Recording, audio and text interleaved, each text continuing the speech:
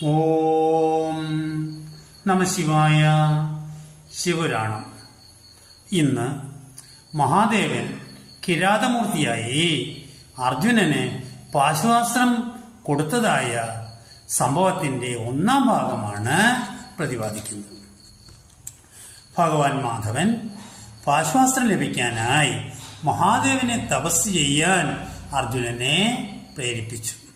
വ്യാസഭഗവാൻ അർജുനന് മന്ത്രദീക്ഷ നൽകി.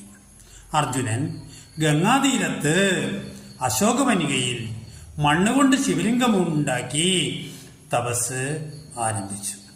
3 നേരം ഗംഗയിൽ കുളിച്ച് ഭഗവാനെ ആരാധിച്ചു. ഓം നമഃശിവായ എന്ന പഞ്ചാക്ഷരി മന്ത്രമാണ് ജപിച്ചത്. മഹാദേവൻ പ്രസന്നനായി. ഇതിനിടെ ദുര്യോധനൻ തപോവിഘ്നം വരുത്താൻ മൂകാസുരൻ എന്ന മായാവിയെ നിയോഗിച്ചു. വരാഹരൂപിയായ മൂകാസുരനെ കണ്ട് അർജുനൻ ഇങ്ങനെ ചിന്തിച്ചു: ഇവൻ ദുര്യോധനന്റെ ഹിതം പ്രവർത്തിക്കാൻ വന്നവനാകാം. യാതൊരുത്തിനെ ദർശിച്ചാൽ സന്തോഷമുണ്ടാകുന്നുവോ അവൻ മിത്രവും ദുഃഖമുണ്ടാക്കുന്നവൻ ശത്രുവും ആകുന്നു.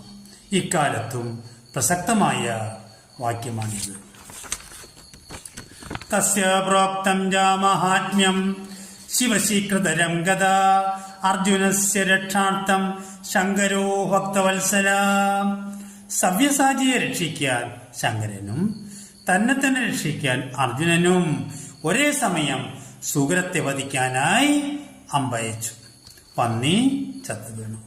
തുടർന്ന് അവർ തമ്മിൽ സംവാദം നടന്നു. ആരുടെ അമ്പുകൊണ്ടാണ് പന്നി ചത്തത്? കിരാതമൂർത്തി വേഷപ്രജ്ഞനായ മഹാദേവൻ അർജുനനെ യുദ്ധത്തിന് വെല്ലുവിളിച്ചു.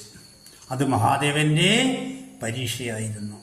കിരാതമൂർത്തി അർജുനനോട് ഇങ്ങനെ പറഞ്ഞു: പശ്ച സൈന്യം തപസിസ്ത്വം മുഞ്ചബാണം പ്രജാധുന മരണം സ്വൽപകാർത്ഥം കഥമിച്ഛസി സാമ്പ്രതം.